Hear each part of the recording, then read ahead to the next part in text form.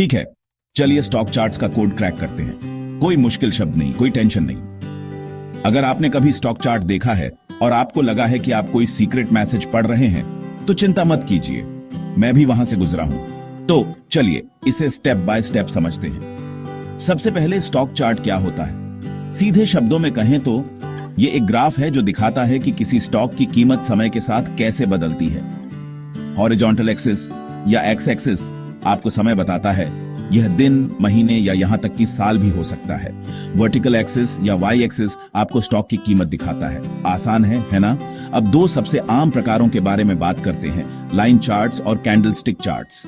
Line charts एक अवधि में क्लोजिंग प्राइस को जोड़ते हैं, जिससे एक सीधी लाइन बनती है जो ट्रेंड दिखाती है। अगर लाइन ऊपर जाती है तो कीमत बढ़ रही है, अगर यह नीचे जाती है तो आप समझ गए होंगे। कैंडलस्टिक चार्ट्स थोड़े ज्यादा कॉम्प्लिकेटेड लगते हैं, लेकिन मेरा विश्वास कीजिए, वे उतने डरावने नहीं हैं। हर कैंडल एक स्पेसिफिक टाइम पीरियड के लिए चार चीजें दिखाती है: opening price, closing price, high और लो। अगर कैंडल हरी है तो इसका मतलब है कि कीमत बढ़ी है, लाल कीमत गिरी है। मोटे हिस्से को बॉडी कहते हैं और ऊपर और नीचे की लाइनों को विक्स या शैडोज कहते हैं, जो उस समय के दौरान सबसे ज्यादा और सबसे कम कीमतों को दिखाती है।